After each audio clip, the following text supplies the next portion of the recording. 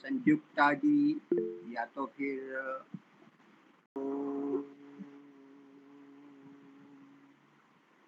सहना सहनौ भुनक्तु सह वीर्यं कर्वावहै तेजस्विनावधीतमस्तु मा विद्विषावहै। ओम शांति शांति शांति। सबको सादर नमस्ते जी। वैदिक प्रज्ञा व्याख्यान माला में आप सभी का स्वागत है जी। कौन लेना चाहता है? नीलम जी लीजिए। सादर नमस्ते मुनि जी, सभी को नमस्ते जी। आओ मिल के विचार करें, पहले हम आप सुधरे। आप अपना वीडियो ठीक रखे। हाँ हाँ ठीक है जी। क्लियर आ रहा है? वो नेटवर्क इश्यू हो जाता है कई बार। क्लियर नहीं आ रहा है तो या तो बंद कर दीजिए या तो फिर हाँ वीडियो बंद करें। हम आप सुधरे, फिर औरों का सुधार करें। ऐसा जीवन हमारा हो, चांद सितारों से बढ़कर उजियारा हो।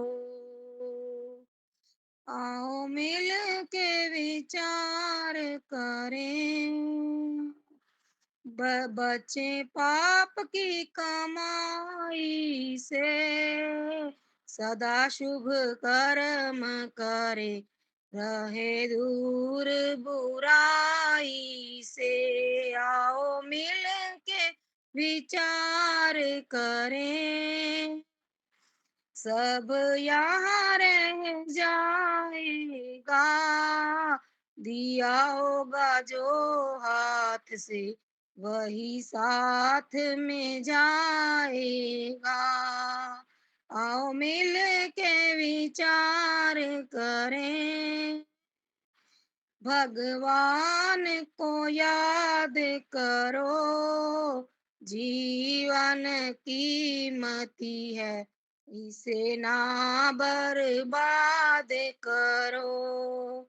आओ मिल के विचार करें, पहले हम आप सुधरे, फिर औरों का सुधार करें। सब है मेहमान यहाँ, पर के भलाई जो गए हैं उनके निशान यहाँ। आओ मिल के विचार करें,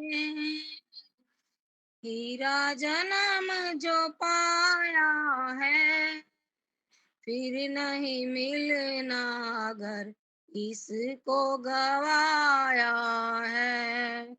क्या भरोसा जिंदगी का, फिर नहीं यह मिलना, यह तो बुलबुला पानी का।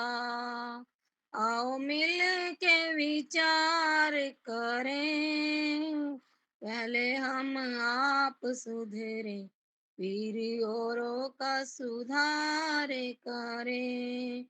ऐसा जीवन हमारा हो, चांद सितारों से बढ़कर उजियारा हो। बहुत बहुत धन्यवाद जी। जी और कोई भजन गाना चाहते हैं?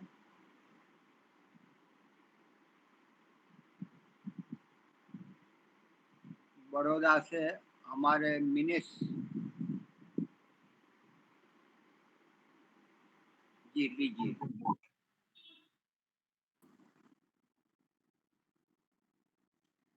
हर पल में हो प्रभु सुमिरन तेरा, ऐसा बना दो प्रभु जीवन मेरा।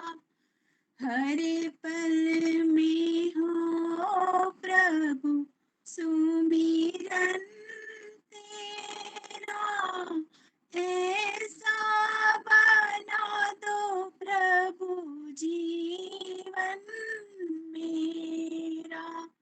तेरी सेवा करते करते बीते हर क्षण मेरा। हर पल में हो प्रभु सुमिरन तेरा, ऐसा बना दो प्रभु जीवन मेरा।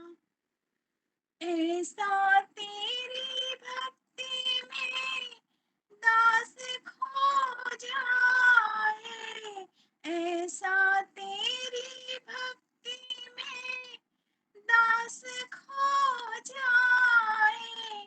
मैं ना रहूं बस तू ही तू हो जाए, सफल हो जाए नर तन मेरा।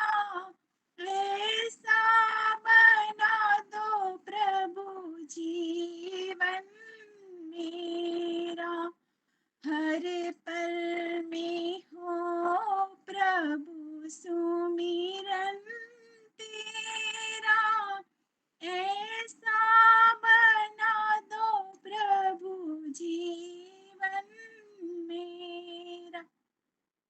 याद तेरी को सदा दिल में बसाऊं, याद तेरी को सदा दिल में बसाऊं। आठ प्रहर बस तेरे गीत गाऊं, तेरे चरणों में रहे मन मेरा। ऐसा बना दो प्रभु जीवन मेरा। हर पल में हो प्रभु सुमिरन तेरा, ऐसा बना दो प्रभु जीवन मेरा। ख्वाहिशें जग की ना मुझको सताए, ख्वाहिशें जग की ना मुझको सताए। चिंता हरगिज ना नजदीक आए, करता रहूं प्रभु चिंतन तेरा। ऐसा बना दो प्रभु जीवन मेरा। हर पल में हो प्रभु सुमिरन तेरा, ऐसा बना दो प्रभु जीवन मेरा। तेरी सेवा करते करते बीते हर क्षण मेरा। हर पल में हो प्रभु सुमिरन तेरा, ऐसा बना दो प्रभु जीवन मेरा। सभी को सादर नमस्ते। हाँ जी, क्या अपने आचार्य जी आ गए हैं? हाँ नमस्ते जी सभी को। नमस्ते। आप तैयार हो तो प्रारंभ करते हैं। और एक भजन लेना चाहते हैं? अच्छा, मैं ले लेता हूँ, एक भजन ले लेता हूँ। अरे आत्मा रे तुझे किसका डर है, अरे आत्मा रे तुझे किसका डर है, तू हस्ती से अपनी खुद बेखबर है, तू हस्ती से अपनी खुद बेखबर है, अरे आत्मा रे तुझे किसका डर है।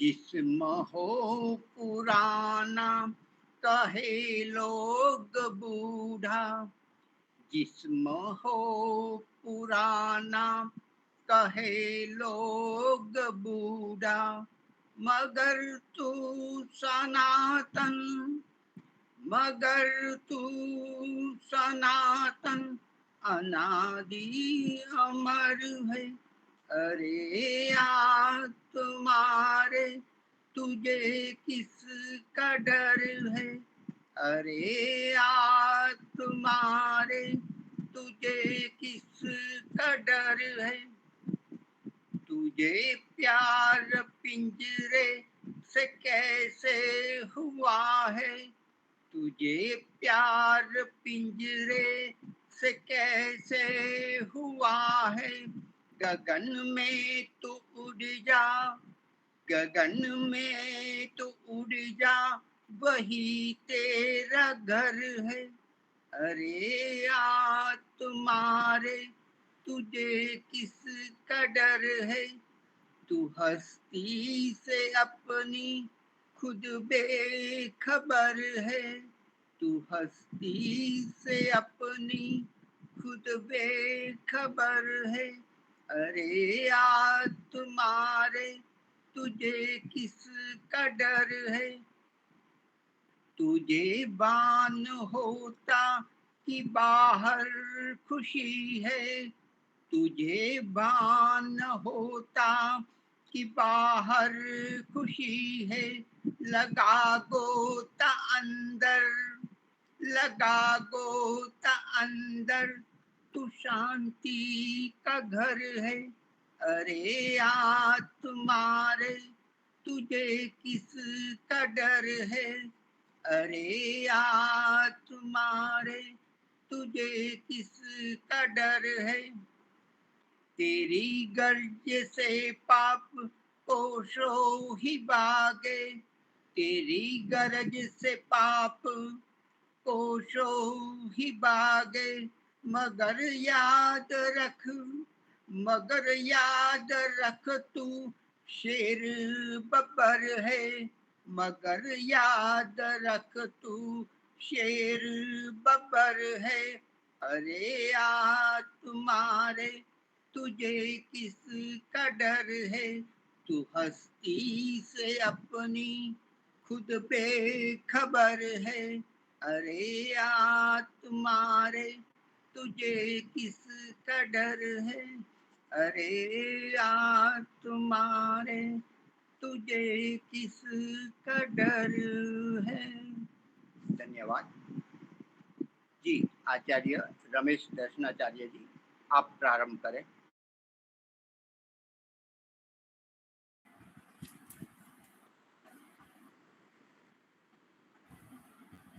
ॐ यो भूतं च भव्यं च सर्वं यश्चाधितिष्ठति स्वर्यस्य च केवलं तस्मै ज्येष्ठाय ब्रह्मणे नमः। ॐ शान्तिः शान्तिः शान्तिः। परमपिता परमेश्वर की महती अनुकंपा से हम इस समय सत्संग के रूप में कुछ चर्चा करते हैं। आज हमारा विषय है शुद्ध ज्ञान, शुद्ध कर्म, शुद्ध उपासना। यजुर्वेद में एक मंत्र आता है, विद्यां च यस्तद् वेदो भयं सह अविद्यया मृत्युं तीर्त्वा विद्यया मृतमश्नुते। तो इसमें कहा गया है शुद्ध ज्ञान, शुद्ध कर्म और शुद्ध उपासना के माध्यम से व्यक्ति मृत्यु से पार हो पाता है, मोक्ष को प्राप्त करता है, संपूर्ण दुखों से छूटता है और पूर्ण सुख शांति को प्राप्त करता है। तो ज्ञान, कर्म और उपासना, इन तीनों के विषय में ठीक ठीक जानकारी होने पर ही व्यक्ति ज्ञान भी शुद्ध करने के लिए प्रयत्न करेगा और कर्म भी शुद्ध करेगा, फिर उपासना ठीक कर सकता है। सांख्य दर्शन में आता है ज्ञानान मुक्ति, ज्ञान से ही मुक्ति होती है। अर्थात जब ज्ञान ठीक होगा तब जाके कर्म उच्च कोटि के कर सकता है, शुद्ध कर सकता है, और कर्म शुद्ध होने पर ही उपासना को भी व्यक्ति शुद्धता से कर सकता है और परमात्मा से जुड़ते हुए समाधि के माध्यम से अपने क्लेशों को दग्धबीज कर पाता है। तो ज्ञान के क्षेत्र के विषय में ऋषियों ने जो वर्णन करते हैं वेद में, सभी को तीनों में एकत्रित कर देते हैं। ज्ञान के क्षेत्रों को एक ईश्वर, जीव और प्रकृति, प्रकृति के अंदर पूरा सांसारिक जितने वस्तुएं हैं वो सब आ जाते हैं, और जो जितने भी सांसारिक वस्तुएं हैं वो सब प्रकृति के अंतर्गत आ जाता है। तो इस रूप में हमको ये समझना पड़ेगा कि ईश्वर के विषय में जानना, प्रकृति के विषय में जानना और जीवात्मा के विषय में जानना ये बहुत आवश्यक है। तो हमें संक्षेप में कुछ अभी जानने का हम प्रयास करेंगे। तो ज्ञान के भी कई प्रकार है, ज्ञान के भी अनेक प्रकार है। उसमें एक तो है कि अभावात्मक ज्ञान, मिथ्या ज्ञान के रूप में, और दूसरा है संशयात्मक ज्ञान, संशयात्मक ज्ञान और भ्रमात्मक ज्ञान और निर्णयात्मक ज्ञान, और इसको एक दूसरे शब्द में कहेंगे तो शाब्दिक ज्ञान भी हम कहते हैं। तो जो अभावात्मक ज्ञान है वह क्या है? किसी के वस्तु के विषय में ज्ञान नहीं होना। और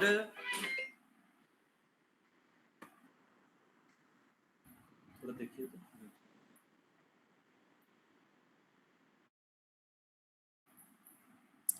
तो अभावात्मक ज्ञान अर्थात किसी सत्तात्मक वस्तु का ज्ञान नहीं होना और सत्तात्मक वस्तु के विद्यमान होते हुए भी उस पर विश्वास नहीं करना और उसके अस्तित्व का ज्ञान नहीं होना।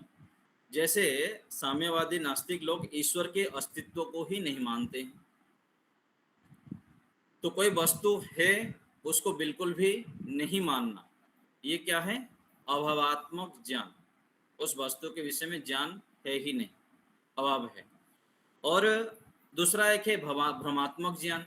भ्रमात्मक ज्ञान अर्थात मिथ्या ज्ञान। जैसे अनेक लोग मानते हैं कि परमात्मा चेतन नहीं है, और चेतन भी है तो किसी वस्तु विशेष में मानते हैं और उसके दर्शन करने के लिए दूर दूर जाते हैं, और वहां पर जाने से ही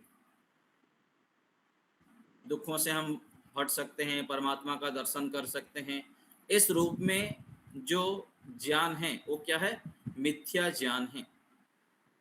और जो वस्तु जैसा है उसको उस रूप में जानना, यह हो गया तात्विक ज्ञान, निर्णयात्मक ज्ञान।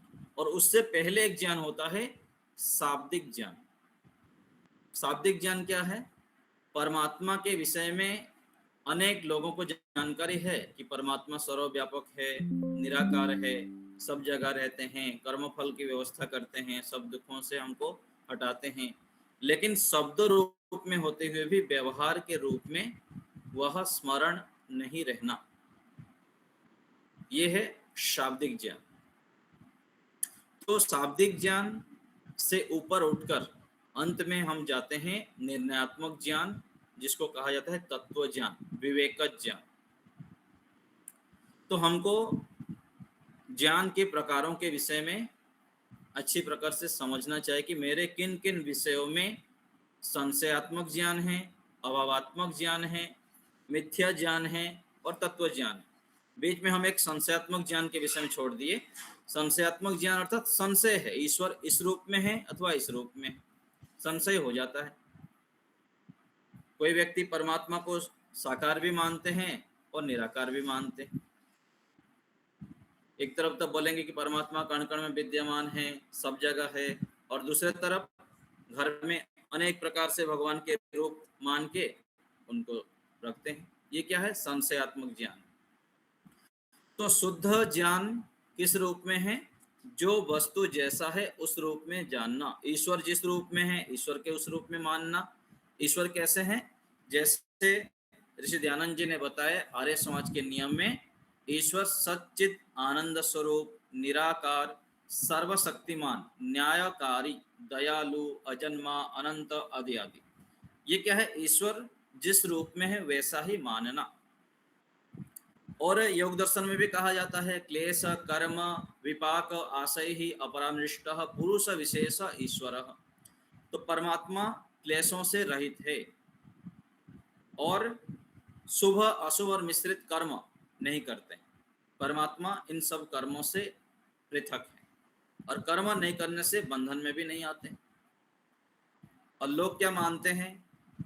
कुछ लोग इस प्रकार से मान्यता रखते हैं कि जब अधर्म बढ़ जाता है तो परमात्मा यहाँ पर अवतार लेके आते हैं, फिर दुष्टों को मारते हैं।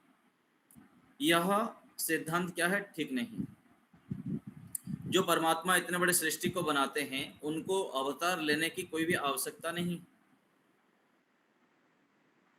शरीर के सारे सिस्टम वो बनाए हैं, अंदर से ही कोई मर्म छेदन कर दे तो जो पापी है, राक्षस है, दुष्ट है, मर जाए। तो परमात्मा जीवात्माओं को कर्म करने में स्वतंत्रता दे रखे हैं। कर्म करते चलो और अंत में पूरा हिसाब किताब परमात्मा करते हैं। जैसे कोई यहाँ पर सेठ के पास कोई काम करता है तो महीने के अंत में हिसाब किताब होता है, ऐसे ही परमात्मा भी अंत में पूरा हिसाब किताब करते हैं और उसके आधार पर अच्छे कर्म यदि अधिक है तो फिर मनुष्य जीवन देते हैं, नहीं तो फिर पशु पक्षी कीट पतंग अनेक प्रकार से दुख यंत्रणा से युक्त जीवन मिलता है। तो शुद्ध ज्ञान इस रूप में हमको समझना है कि परमात्मा न्यायकारी है, अवश्य ही न्याय करते हैं। जब न्यायकारी ईश्वर हमको समझ में आ जाए तो हम क्या करेंगे? सदैव अधिक से अधिक हम श्रेष्ठ कार्य करने का प्रयत्न करते हैं, उत्तम कार्य करने का प्रयत्न करते हैं। और जो दुखदायी कर्म है जिससे हमको दुख मिलेगा, कष्ट मिलता है, बाधाएं मिलेंगी, परेशानी होती है, रोग व्याधि आदि से हम युक्त होंगे, ऐसे कर्म व्यक्ति करने से बचता है। और शुद्ध ज्ञान एक तो हो गया ईश्वर के विषय में, ईश्वर को हम जिस रूप में परमात्मा है उस रूप में जानते हैं।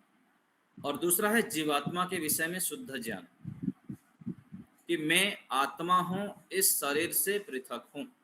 यह ज्ञान जब हो जाता है अपने स्वरूप के विषय में, व्यक्ति फिर राग द्वेष आदि आदि जो दुखदायी कर्म है वो नहीं करता। अनावश्यक रूप में यह धन संपत्ति आदि इकट्ठा करना, मोह से युक्त होना आदि कर्म नहीं करता, क्योंकि उसको समझ में आ जाता है कि आत्मा अपने साथ कुछ भी ये भौतिक चीजें लेके जाने वाला नहीं है। लेकर तो जाता है, एक कहते हैं ना कि हम क्या लेके आए थे और क्या लेके जाएंगे। ये एक अंश में क्या है, भौतिक चीजों के ऊपर ठीक है कि कुछ भी लेके हम नहीं आए थे भौतिक चीजें, कुछ भौतिक चीजें लेके नहीं जाएंगे। लेकिन दूसरे तरफ जो आत्मा है अनेक चीजें लेकर आता है और अनेक चीजें यहाँ पर लेके जाता है। क्या है? अपना कर्म। जितने हम यहाँ पर श्रेष्ठ अच्छे कार्य करते हैं, सेवा, परोपकार, दान, दया आदि श्रेष्ठ कार्य हम करते हैं, वह सब आगे लेकर हम जाते हैं। और आज जो हमको श्रेष्ठ शरीर मिला है, अच्छे वातावरण में जन्म मिला है, अच्छे माता पिता मिले हैं, भारत भूमि में जन्म मिला है, और हम वैदिक मार्ग पर चल रहे हैं, श्रेष्ठ कार्य कर रहे हैं, ये किसके आधार पर है? पीछे जो हम किए हुए थे उसके आधार पर आज हमको ये सब साधन और परिवेश मिला हुआ है। यह जीवात्मा के विषय में हमको जब ज्ञान हो जाता है कि ऐसे यह स्वरूप है जीवात्मा का, और इस रूप में अपने विषय में हमको ज्ञान होता है। और अपने विषय में ज्ञान होने से लाभ क्या है? जीवात्मा के विषय में हम गौण कार्यों को छोड़ देते हैं, मुख्य कार्य में समय लगाते हैं। ऐसे कार्य को हम करेंगे जिस कार्य को करने से हमारा आत्म कल्याण हो सकता है, और जो आत्मा को पतन की ओर ले जाने वाले हैं, ऐसे व्यक्ति, ऐसे वस्तु, ऐसे स्थान से हम धीरे धीरे करके हटते हैं। और जो व्यक्ति, जो वस्तु, जो स्थान हमारे लक्ष्य की ओर ले जाने में सहायक होते हैं, ऐसे साधनों को हम चुनते हैं। क्योंकि साधन यदि ठीक नहीं होगा तो फिर साध्य की ओर पहुंचने में बहुत कठिन हो जाता है। यदि हमारे पास साइकिल, बाइक अथवा कार ठीक नहीं होगा तो हम यदि लंबी यात्रा करने जा रहे हैं, साइकिल के माध्यम से यदि 5 किलोमीटर जाना है हमको, तो साइकिल ठीक नहीं है तो हमको बहुत परेशानी हो जाएगी। बाइक के माध्यम से हमको 60 किलोमीटर 100 किलोमीटर दूर जाना है, यदि बाइक ठीक नहीं है तो हमको समस्या हो जाएगी। कार भी ऐसे ही, हमको यदि लंबी यात्रा करके जाना है 500 किलोमीटर 1000 किलोमीटर कार के माध्यम से, यदि ठीक नहीं है तो वह हमारे लिए बाधक बन जाता है। ऐसे ही हम जब आत्मा के विषय में जानते हैं तो हम ऐसे साधनों को चयन करते हैं, शरीर को भी हम उस प्रकार से ठीक रखते हैं, और ऐसे ऐसे व्यक्तियों को, परिवेश को, ऐसे साधनों को हम चयन करते हैं जिसके माध्यम से हम साध्य की ओर शीघ्रता से बढ़ सके। इसलिए ऋषि दयानंद जी कहते हैं कि जो उन्नति करना चाहता है उसको पहले शारीरिक ध्यान देना पड़ता है, शारीरिक, आत्मिक और सामाजिक उन्नति करना। यदि हमको आत्मिक उन्नति करना है तो उसके पहले शरीर ठीक होना चाहिए। यदि शरीर ठीक नहीं है तो हम आत्मिक उन्नति नहीं कर सकते और फिर सामाजिक उन्नति भी नहीं कर सकते। तो शुद्ध ज्ञान के माध्यम से यह समझ रहे हैं कि ईश्वर इस रूप में है, परमात्मा हर समय हमको देख रहे हैं, जान रहे हैं, सुन रहे हैं, यह शुद्ध ज्ञान। और शुद्ध ज्ञान के अंतर्गत हम आत्मा के विषय, और तीसरा आ गया प्रकृति, सांसारिक जो स्थितियां, जितने भी साधन हम प्रयोग करते हैं वो क्या है? प्रकृति के अंतर्गत है।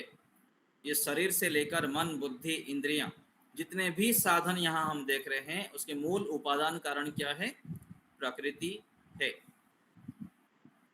और प्रकृति में 3 तत्व है, सत्वगुण, रजोगुण और तमोगुण।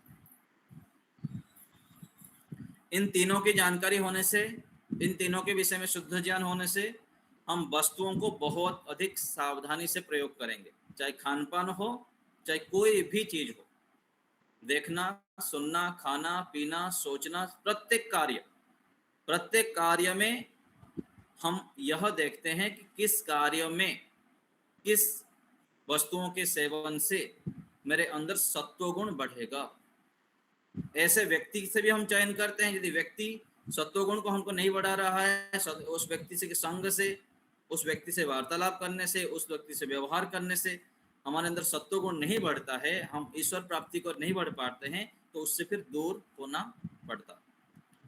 ऐसे ही स्थान के विषय में भी, जिस स्थान में हम रहते हैं, चाहे परिवार हो, चाहे आसपास के पड़ोसी माहौल हो, यदि वहां पर हमारा रजोगुण तमोगुण बढ़ता है, हम सत्वगुण को बढ़ा नहीं पाते हैं, हम सात्विक स्थिति को प्राप्त नहीं कर पाते हैं, तो उस स्थान को भी छोड़ना पड़ता है।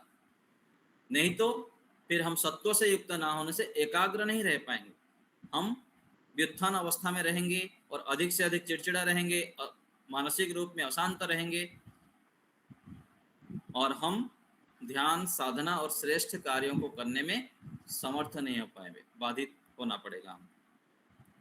तो व्यक्ति, वस्तु, कोई भी हम प्रयोग करते हैं, खान पान से लेकर सब कुछ, जो भी हम खान पान करते हैं, जो भी हम सोचते हैं, वहाँ देखना होता है कि क्या मैं खा रहा हूँ और उस खाने में मेरे अंदर क्या परिवर्तन हो रहा। यदि हमको यह जानकारी नहीं होगा तो हम कुछ भी खा लेंगे, कोई भी कुछ भी दे लिया, आज खा लेते हैं हम। मेरे शरीर के लिए कितना अनुकूल है वो हम देखते नहीं। दाल चावल रोटी खा रहे हैं, कोई भी जो वस्तु खा रहे हैं, उस वस्तुओं का सेवन करने से मेरे अंदर क्या परिवर्तन आ रहा है? मैं क्या हल्कापन अनुभव कर रहा हूँ? क्या मैं शांत रह पाता हूँ? क्या मैं एकाग्र हो पाता हूँ? मेरे अंदर प्रसन्नता होती है? यह जानकारी चाहिए। यदि जानकारी नहीं है, शुद्ध ज्ञान नहीं है वस्तुओं के विषय में, तो हम वहाँ पर फिर बाधित हो जाएंगे। तो प्राकृतिक वस्तुओं के विषय में हमको जानकारी होनी चाहिए कि प्रकृति सत्वगुण, रजोगुण और तमोगुण से बना हुआ है। ऐसे ऐसे हम कार्य करें जिससे कि हम सत्वगुण को बढ़ा पाए। तो शुद्ध ज्ञान के अंतर्गत ईश्वर, जीव और प्रकृति, इन तीनों का ज्ञान हमें अच्छे प्रकार करना चाहिए। इसके ऊपर पहले श्रवण, फिर मनन, फिर निधिध्यासन करना, फिर निधिध्यासन के बाद ही साक्षात्कार करते हैं, फिर हम व्यवहार में ला पाते हैं। तो एक काम हम श्रवण तो करते ही और सामान्य रूप से मनन करते हैं, लेकिन निधिध्यासन के लिए भी हमें अलग से समय लगाना अनिवार्य है।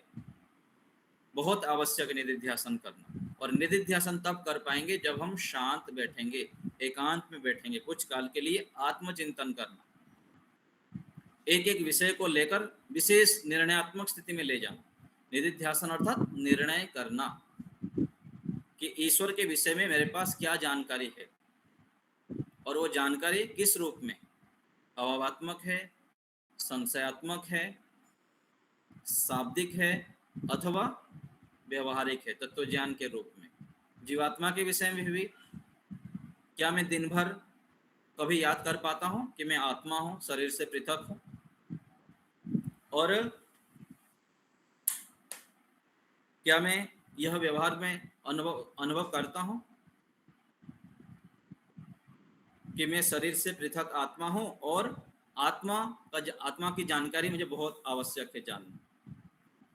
और ऐसे ही प्रकृति के विषय में भी, शरीर से लेकर जो भी भौतिक चीजें हैं, वह जो भी प्राकृतिक स्थितियां हैं, वह सत्वगुण, रजोगुण और तमोगुण से बना हुआ है, और ये इस रूप में है। और जो हम दुखी होते हैं, हताश होते हैं, निराश होते हैं, तनाव से युक्त होते हैं, उस समय हमारे अंदर रजोगुण, तमोगुण बढ़ा हुआ रहता है, इसलिए यह स्थितियां होती हैं। और जब मैं शांत रहता हूँ, सुखी रहता हूँ, प्रसन्न रहता हूँ, अच्छे प्रकार से लोगों के साथ व्यवहार करता हूँ, उस समय मेरे अंदर एकाग्रता की स्थिति है, अर्थात सत्वगुण बढ़ा हुआ है। तो ये कब हमको समझ में आएगा? जब हम निधिध्यासन करेंगे, तब इन स्थितियों के विषय में हम सावधान रहेंगे और अधिक से अधिक एकाग्रता को बढ़ाने में प्रयत्न करेंगे, सत्वगुण को बढ़ाने के लिए तत्पर रहेंगे। तो ये हो गया शुद्ध ज्ञान। शुद्ध ज्ञान के विषय में कुछ चर्चा किए। आगे है कर्म, शुद्ध कर्म। शुद्ध कर्म किस रूप में करेंगे, कर्म के विषय में भी हमको जानकारी चाहिए। तो कर्म की परिभाषा क्या है? सुख की प्राप्ति करने और दुख से छूटने के लिए, सुख की प्राप्ति करना और दुख से छूटने के लिए जीवात्मा मन, इंद्रियों और शरीर से जो चेष्टा विशेष करता है वह है कर्म।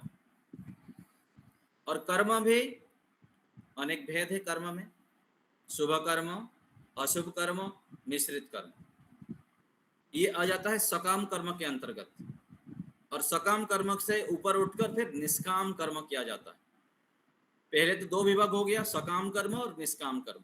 सकाम कर्म अर्थात संसार के लिए करना, सांसारिक स्थितियों को सुख प्राप्ति के लिए किया जाता है।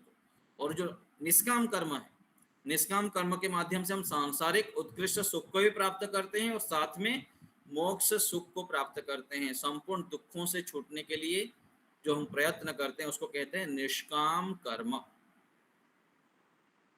और सकाम कर्म के अंतर्गत जो तीन विभाग है, शुभ कर्म, अशुभ कर्म, मिश्रित कर्म।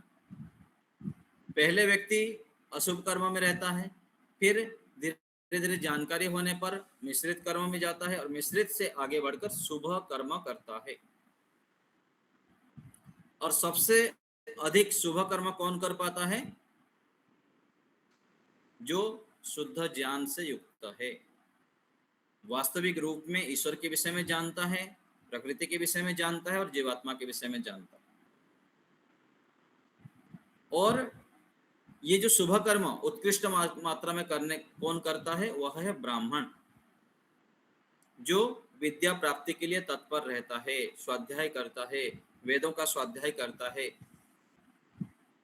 और जो 4 विभाग कहा गया, 4 वर्ण, शूद्र, ब्राह्मण, क्षत्रिय, वैश्य और शूद्र।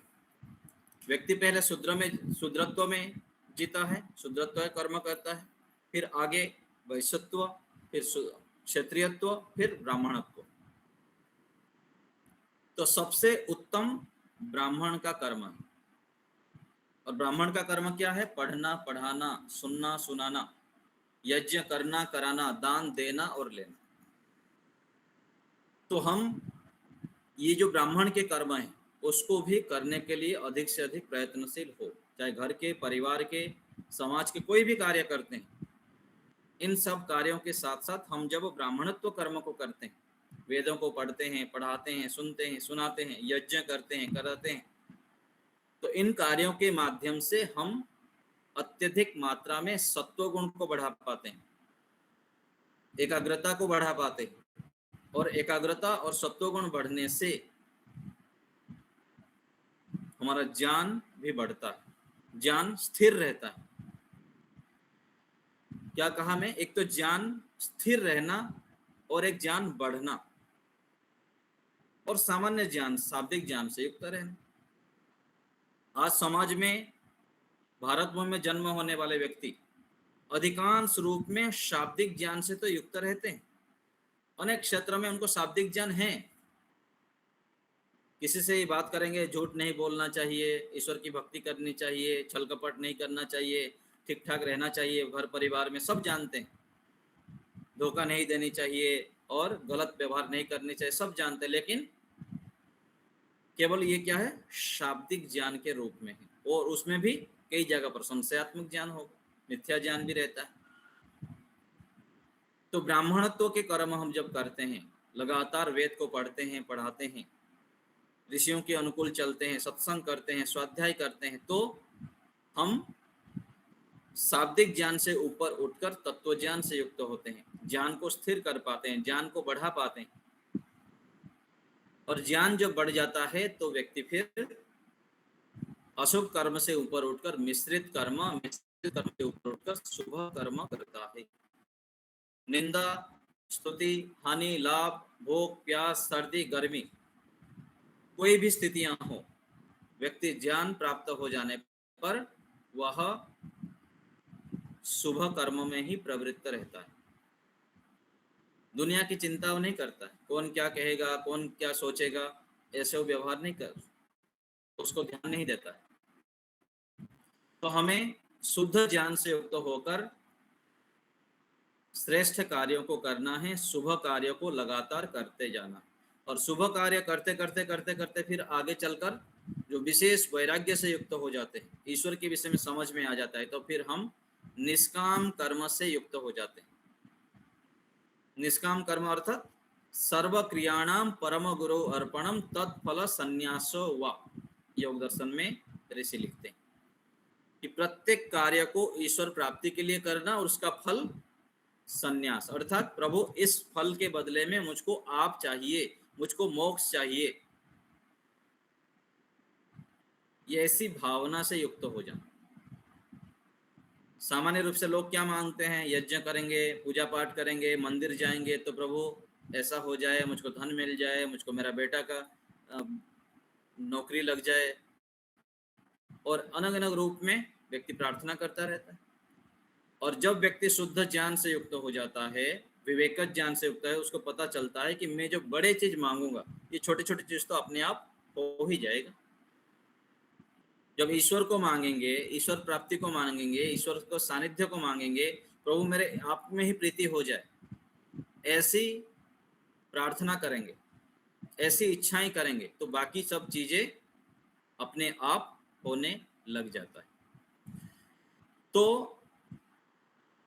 कर्म के विषय में भी हमको ये समझना है कि जो शुभ कर्म है और अशुभ कर्म है उसके भी 10-10 विभाग कहा गया है। शरीर से, वाणी से और मन से शुभ कर्म होता है। शरीर से शुभ कर्म क्या है? रक्षा करना, दान देना, सेवा करना। जो व्यक्ति रक्षा करता है, माता पिता बच्चों की रक्षा करते हैं, जो अधिकारी व्यक्ति है, जो सेठ होते हैं, उनके सेवकों की रक्षा करते हैं, राजा है, प्रजाओं की रक्षा करते हैं। तो रक्षा करना क्या है? शुभ कर्म है शारीरिक।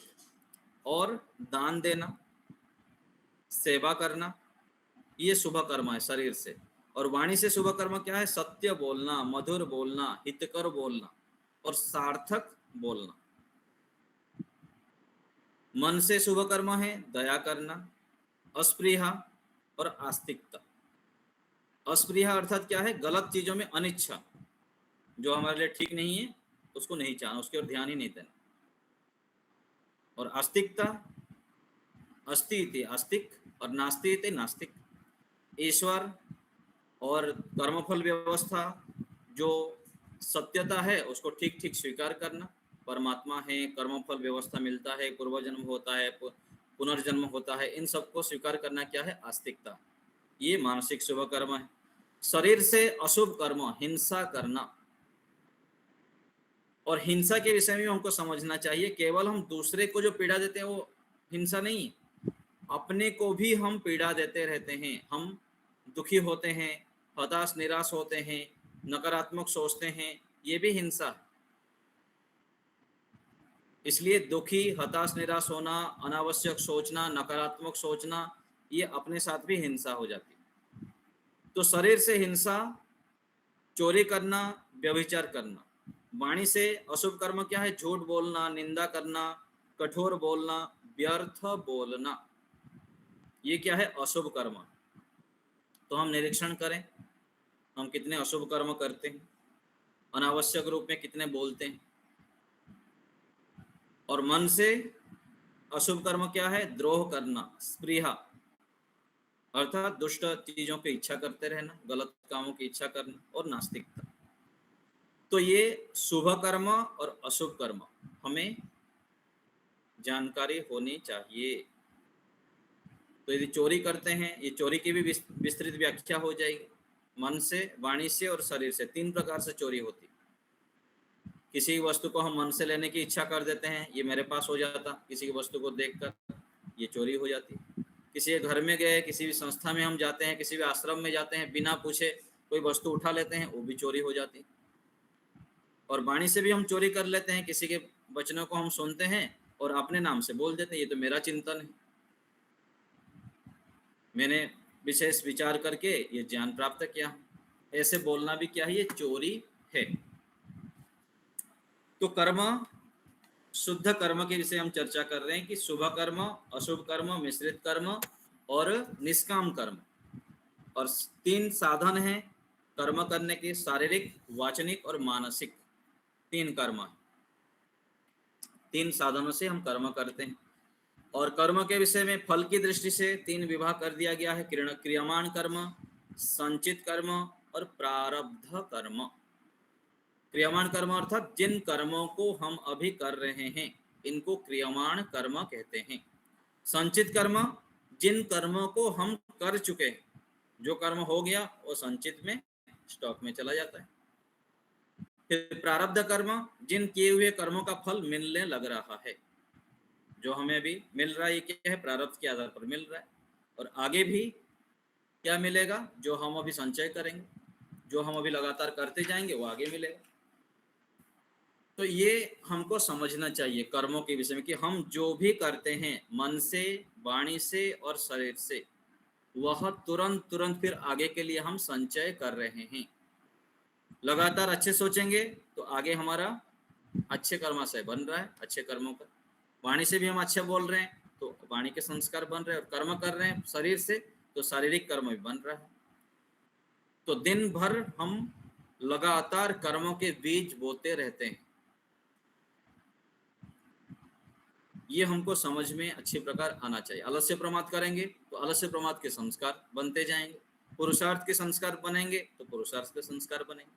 मन से अच्छे अच्छे सोचने लगेंगे सकारात्मक, तो सकारात्मक सोचते सोचते सोचते सोचते हमारा सकारात्मक सोचने के संस्कार बन जाएंगे। हम प्रतिकूल से प्रतिकूल स्थितियों में भी दुखी नहीं होंगे, हताश नहीं होंगे, परेशान नहीं होंगे और उत्साह से युक्त रहेंगे। तो ये हमें कर्म के विषय में समझना चाहिए। और कर्म के विषय में और एक बताया गया, कर्म का फल जाति, आयु, भोग के रूप में भी मिलता है। मनुष्य, पशु पक्षी, कीट पतंग आदि के विषय में जाति मिलता है। मनुष्य जाति में हमको मिला है पीछे कर्मों के आधार पर। आयु, मनुष्य जन्म मिलने के बाद भी हम आयु हमारे हाथ में है। हम यदि अच्छे खान पान करेंगे, ब्रह्मचर्य का अनुष्ठान करेंगे तो 100 वर्ष तक जी सकते हैं, उससे भी अधिक जी सकते हैं। और यदि मनुष्य शरीर मिलके हम अनावश्यक रूप में शरीर का दुरुपयोग करेंगे, खान पान गलत करेंगे तो आयु फिर घट जाएगी।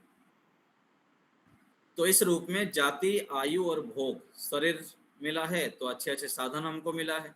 यदि पशु पक्षी मिल गया जाता तो वहां पर कोई स्वतंत्रता नहीं है, बंधन है। तो इस रूप में हमें शुद्ध ज्ञान होना चाहिए। मन, वाणी और शरीर से हम कर्म करते हैं। अशुभ कर्म को छोड़ना, शुभ कर्म को करना और उसके आगे हम फिर निष्काम कर्म करते हैं। तो निष्काम कर्म करना क्या है? शुद्ध कर्म है। तो जब हम शुद्ध ज्ञान करते हैं ईश्वर जीव प्रकृति के विषय में, शुद्ध कर्म के विषय में पता चल गया, फिर आगे चलते हैं शुद्ध उपासना।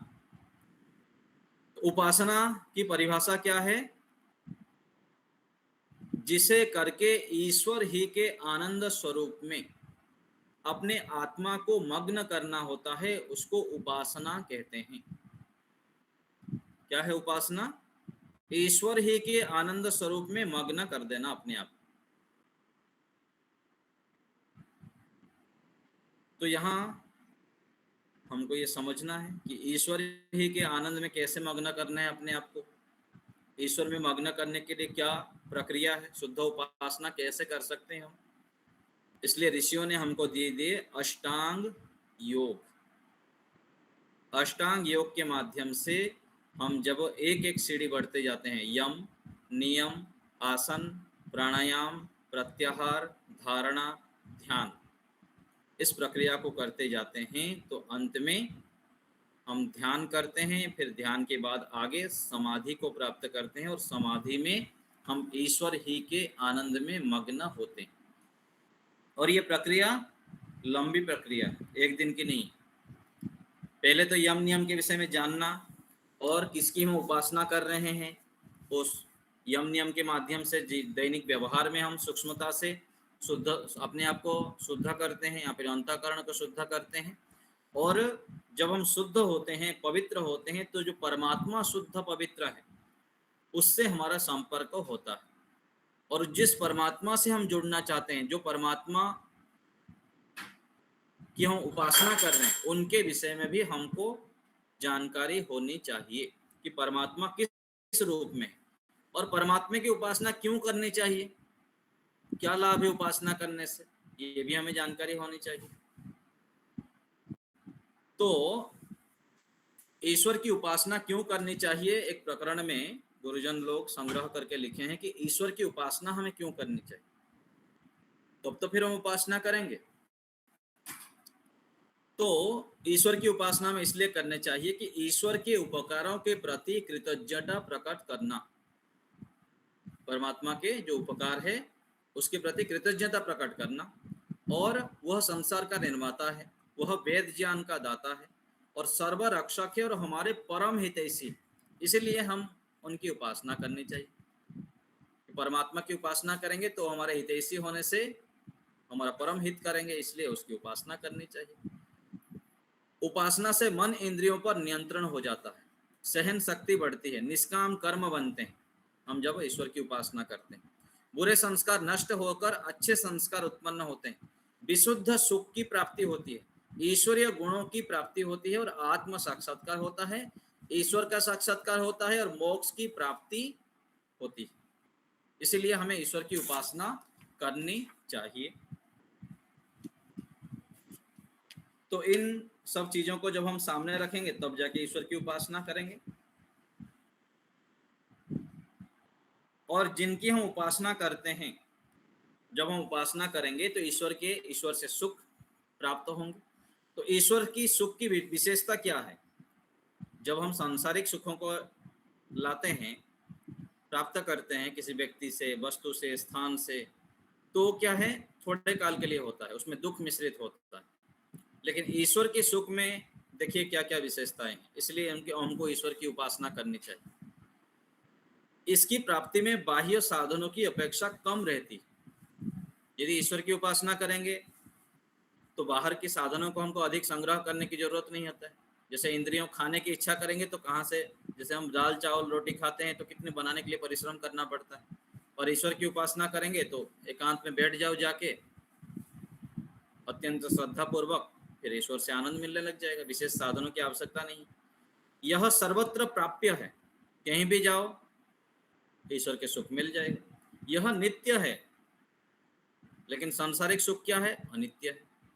यह विशुद्ध है, 4 प्रकार के दुखों से रहित है ईश्वरीय सुख। ईश्वर की उपासना इसलिए करनी चाहिए। इसे चुराया नहीं जा सकता है, छीना भी नहीं जा सकता है, इसलिए ईश्वर की उपासना करनी चाहिए। इसकी प्राप्ति के लिए पाप नहीं करना पड़ता। हम जब दूसरे घर बनाते हैं तो उसमें भी पाप होता है। अलग अलग रूप में अनजाने से हम कई सारे हानि कर देते हैं, कीड़ा मर जाते हैं, अथवा जो गड्ढा खोद देंगे, अलग अलग रूप में यदि सूक्ष्मता से हम देखेंगे तो घर बनाने में भी पाप होता है। कोई भी सांसारिक हम सुख प्राप्त करते हैं, उसमें जाने अनजाने में हम पाप करके उस सुख को प्राप्त करते हैं। लेकिन ईश्वर की उपासना करेंगे, ईश्वरीय सुख को प्राप्त करेंगे तो उसमें पाप नहीं करना पड़ेगा। इससे व्यक्ति मन इंद्रियों का स्वामी बन जाता है, स्वयं सुखी होकर दूसरे को भी आनंदित करता है। यह कुसंस्कारों का नाशक होता है जब हम शुद्ध उपासना करेंगे, ईश्वर की उपासना करेंगे। इससे व्यक्ति स्वस्थ, शांत, प्रसन्न और संतुष्ट रहता है। इससे व्यक्ति निष्काम कर्ता बनता है। ईश्वरीय सुख से व्यक्ति उबता नहीं। सांसारिक सुख में तो व्यक्ति उब जाता है, व्यक्ति से उब जाएगा, वस्तु से उब जाता है, स्थान से उब जाता है, थोड़े काल के बाद फिर बोर हो जाता है, फिर दूसरे नया ढूंढने लगता है। अच्छे भोजन बना लीजिए, आज जितने भी अच्छे भोजन बना देंगे, कल फिर दूसरा चाहिए। तो ईश्वरीय सुख से व्यक्ति उबता नहीं है, जितना भी मिले वो और मिले और मिले ऐसा लगता है। इसको भोगने वाला कालांतर में मुक्ति को प्राप्त करता है। तो हमें ईश्वरीय सुख प्राप्त करने के लिए प्रयत्न करना चाहिए, और यह संभव कब होगा? जब हम शुद्ध उपासना करेंगे। और शुद्ध उपासना कब करेंगे? जब शुद्ध ज्ञान होगा, शुद्ध कर्म होगा, तब जाके हम शुद्ध उपासना कर सकते हैं। तो ज्ञान शुद्ध होने पर ईश्वर के विषय में, जीवात्मा के विषय में और प्रकृति के विषय में, फिर हम कर्म ठीक ठीक कर पाते हैं। और कर्म ठीक होने पर हम उपासना को ठीक से संपन्न कर पाते हैं। और शुद्ध उपासना के माध्यम से हम अपने दुखों को हटा पाते हैं और स्थायी सुख को प्राप्त कर पाते हैं। इसलिए इन तीनों को हमें अच्छी प्रकार से जानना है। कर्म, ज्ञान, कर्म और उपासना। तो ऐसे हम तीनों को अच्छी प्रकार से जानें, इसके ऊपर विचार करें, फिर इसको व्यवहार में लाने के लिए अत्यंत प्रयत्न करें। तब जाके हम जो चाहते हैं, स्थायी सुख, शांति, प्रसन्नता, लगातार सकारात्मकता से युक्त रहना, प्रसन्न रहना और विपरीत परिस्थितियों में भी अपनी मानसिक स्थिति को शांत रखना, ये कब हो पाएगा? जब हम इन सब साधनों को ठीक ठीक अपनाएंगे। यदि साधन ठीक होगा तो हमको जो चाहिए वो मिलेगा। यदि साधन ठीक नहीं है, ज्ञान ठीक नहीं है, कर्म ठीक नहीं है, उपासना ठीक नहीं है, तो हम कितने भी अच्छी स्थितियां आ जाए वहां पर दुखी, हताश, निराश, उदास रहेंगे। और यदि साधन हमारे पास ठीक है, ज्ञान, शुद्ध ज्ञान है, शुद्ध कर्म है, शुद्ध उपासना है, तो प्रत्येक परिस्थिति में हम सुख, शांत और प्रसन्न रहते हैं और उसको लगातार बढ़ाते हैं। तो इस प्रकार हमको इन सब के ऊपर विचार करते हुए व्यवहार में लाने के लिए प्रयत्न करना चाहिए। अब किसी को कुछ पूछना हो तो हाथ उठाइए। जो बताया गया किसी को कुछ पूछना है, अथवा किसी को भी कोई आध्यात्मिक शंका है तो बताइए।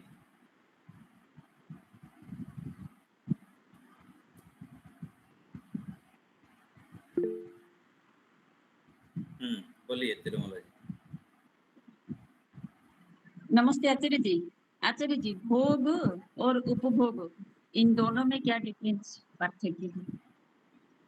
भोग और उपभोग, देखिए यहाँ भोग और उपभोग जो अलग अलग जगह पर अलग अलग प्रकरण में लेना पड़ेगा। यहाँ जो जाति आयु भोग मिल कहा गया है, ये तो जो मनुष्य जाति है उसके आधार पर भोग सामग्री मिलता है ना। तो यहाँ पर भोग का यह है, अलग अलग जाति जो है उसके आधार पर अलग अलग आयु और भोग सामग्री मिलते हैं। और उपभोग करना अर्थात वस्तुओं का सेवन करने अर्थ में भी होता है।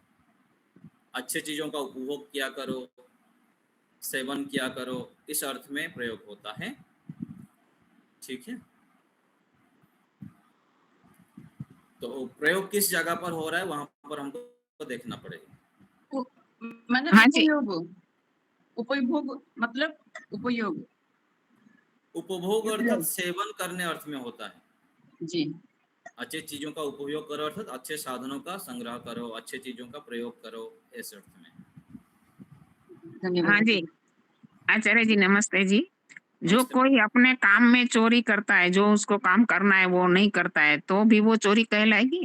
हाँ बिल्कुल, सभी जगह पर कहीं भी ब्राह्मण का कर्म है, क्षत्रिय का कर्म है, वैश्य का कर्म है, शूद्र का कर्म है, माता पिता का कर्म है, माता अपने कर्मों में चोरी कर रहा है, बच्चों का लाल से पालन नहीं करे तो वो भी एक प्रकार से चोरी है। ठीक है, अच्छा जहाँ नमस्ते। जिस प्रकार से गृहस्थ की कर्म जो कर्तव्य कर्म है उसमें यदि हम कहीं पर भी कटौती किए तो चोरी रूप में ही माना जाएगा ना। और ईमानदारी से करते हैं अर्थात जैसा बताएगा वैसे करते हैं तो ठीक है। अच्छा इसलिए नमस्ते तो जी। योग दर्शन में देखिए कितने सूक्ष्म रूप में 81 प्रकार के विभेद कहा गया, उसमें बहुत सूक्ष्म रूप में कृत, कारित, अनुमोदित। कृत भी हम चोरी कर सकते हैं, कारित भी चोरी करा सकते हैं और अनुमोदित रूप में भी चोरी करते हैं। बराबर बराबर है। तो ये बहुत सूक्ष्म है कर्म फल के विषय में। तो योग दर्शन जब हम पढ़ते हैं उसके ऊपर विशेष चिंतन मनन करते हैं तो सूक्ष्म रूप में हम यम नियम का पालन कर पाते हैं। नहीं तो हम देखिए ध्यान में बैठ जाते हैं, हमको कोई आनंद ही मिलता नहीं। क्यों? क्योंकि हम यम नियम को सूक्ष्मता से पालन नहीं करते। और जो जितनी मात्रा में पालन करते हैं उसको उनको उतना सत्वगुण, एकाग्रता और ईश्वर का आनंद भी प्राप्त होता है। तो ठीक ये है। समझना चाहिए। देवेंद्र जी। आचार्य जी नमस्ते। जी नमस्ते। मैं आचार्य जी, जैसे भोग और उपभोग की बात है तो मेरे थोड़ा समझ जोर से में बोलिए, आपकी ध्वनि कम आ रही है, थोड़ा पास में माइक के आके बोलिए। मैं ये कह रहा हूँ आचार्य जी की जो भोग और उपभोग है, जी भोग का मतलब जहां तक मैं समझ पा रहा हूँ या आप बताएंगे कि अनलिमिटेड मतलब बिना बिना सीमा के भोग करना, और उपभोग का मतलब एक ज्ञान पूर्वक नियम पूर्वक समझ करके किसी चीज का सेवन करना, ये उपभोग है। और भोग का मतलब है कि अनलिमिटेड करना, सीमा तोड़ के करना, इंद्रियों के वशीभूत होकर करना, ये भोग है। ये बताएं, इसमें सहमत है? मैं इसलिए तो बताया ना किस प्रकरण में हम प्रयोग कर रहे हैं। हाँ यहाँ जो बिल्कुल जाति बिल्कुल। आयु भोग दिया गया है ना, हमारा एक यहाँ पर प्रकरण आया था ना, कर्मों के जो फल मिलता है जी जाति के रूप में, आयु के रूप में, भोग के रूप में। तो जी यहाँ जी। भोग का मतलब अनलिमिटेड आप जो बता रहे हो वो तो नहीं है ना, अच्छा ठीक है। है ना। हाँ तो यहाँ जिस नहीं है, प्रकरण, यहाँ हाँ नहीं। जिस प्रकरण में हम प्रयोग कर रहे हैं ना, तो जी वहां जी पर उस जी प्रकरण में क्या कहना चाह रहे हैं वक्ता, वहां समझना पड़ता है। जी जी बिल्कुल ठीक ठीक। इस रूप में हमको समझना पड़ेगा, नहीं तो फिर सब जगह वो नहीं लग पाएगा। जितेंद्र हाँ जी। बिल्कुल बिल्कुल। ये मैंने सामान्य वैसे हाँ अर्थ जी बताया जी था। बिल्कुल बिल्कुल जी। जितेंद्र जी माइक ऑन करिए, हाथ उठाए हैं आप।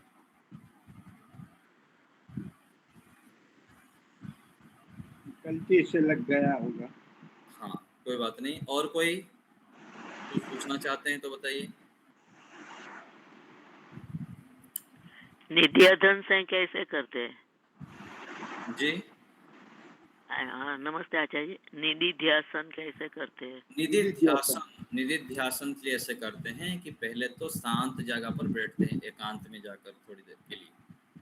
तो एकांत में बैठ के एक एक विषय को लेकर उसके ऊपर चिंतन करते हैं। जैसे ईश्वर है, ठीक है, तो ईश्वर है में मेरी क्या मान्यता है ईश्वर है के विषय में? तो ये जो मेरी मान्यता है ना ईश्वर है, ये शाब्दिक रूप में है या तत्व ज्ञान के रूप में, ये अपने आप को हमको पूछना है, अर्थात निश्चय करना है। निधिध्यासन का मतलब क्या है? निर्णय करना है, निश्चय करना। तो निश्चय करने के लिए हजारों विषय है, हजार तो एक साथ नहीं कर सकते, एक विषय को लेना है कि ईश्वर है। तो ऐसे शांत में बैठ के विचार के क्या मैं ईश्वर है मानता हूं? यदि मानता हूं तो क्या मेरी क्रिया उस प्रकार से हो रही है ईश्वर है जैसा? जैसे कोई बड़े व्यक्ति हमारे सामने बैठे रहे तो हम उसके सामने कैसे क्रिया करते हैं? ठीक ठाक पूरा व्यवहार करते हैं। जैसे मैं कैमरे के सामने बैठा हूं तो ठीक ठाक सब कर रहा हूं क्योंकि मुझको पता है कैमरा लगा हुआ। तो ऐसे ईश्वर है बोलने पर यदि मैं ईश्वर है ठीक से मानता हूं तो ऐसे मेरे सारे व्यवहार ऐसे होना चाहिए, क्योंकि मन में भी ईश्वर है, मन के सारी प्रवृत्तियों को भी ईश्वर जानते हैं। तो मैं ईश्वर है ठीक से जानता हूं, मान रहा हूं। लेकिन जब हम निरीक्षण करेंगे आत्मनिरीक्षण के माध्यम निधिध्यासन में, तो पता चलेगा कि मेरी जो ईश्वर है मान्यता है वो पूरा रूप में नहीं है। क्यों नहीं है? क्यों आएगा? क्योंकि मैं इस प्रकार से मानता नहीं हूं व्यवहार में। तो ये पक्ष और विपक्ष उठाना पड़ता है, इसलिए मानता हूं, इसलिए नहीं है मानता हूं। तो ऐसे दोनों पक्ष जो उठाएंगे, बार बार चिंतन करेंगे, तो फिर व्यवहार में ये फिर आपका निश्चित हो जाएगा कि परमात्मा मेरे पास है, हर समय देख रहे हैं। तो ऐसे ही परमात्मा न्यायकारी है, परमात्मा आनंद स्वरूप है। तो परमात्मा आनंद स्वरूप है तो मुझको आनंद क्यों नहीं मिल रहा है? क्या मैं मानता हूं परमात्मा आनंद स्वरूप है? तो ऐसे एक एक विषय को लेकर हमें निधिध्यासन करना पड़ता है। और ऐसे ही आत्मा के विषय में निधिध्यासन करेंगे कि मैं शरीर हूं या आत्मा हूं। यदि मैं आत्मा हूं तो शरीर में यहाँ पर थोड़ी सी कोई हानि हो जाने पर, थोड़े से कुछ यहाँ पर घाटा हो जाने पर, कोई छीन जाने पर मैं कितना दुखी क्यों हो जाता हूँ, हताश क्यों हो जाता हूँ, निराश क्यों हो जाता हूँ? तो इससे पता चलता है कि मैं आत्मा को ठीक रूप में जानता नहीं हूँ। फिर जानने के लिए क्या करना होगा? ये करना पड़ेगा। यदि ज्ञान हो जाएगा तो व्यवहार, दुख, हानि, लाभ सब स्थितियों में सम रह सकता हूँ।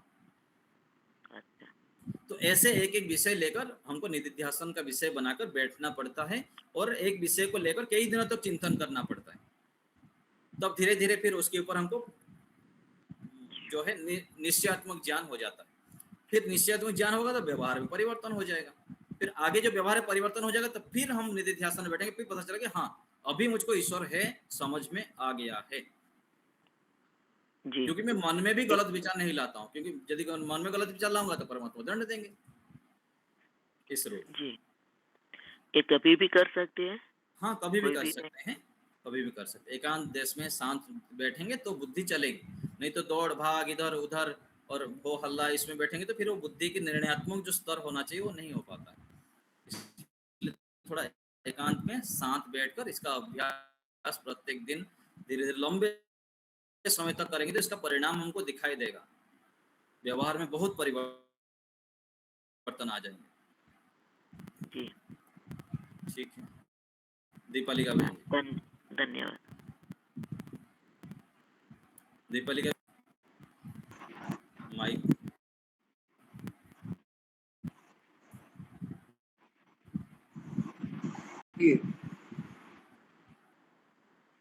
हाँ, अभी माइक ऑन करिए आप।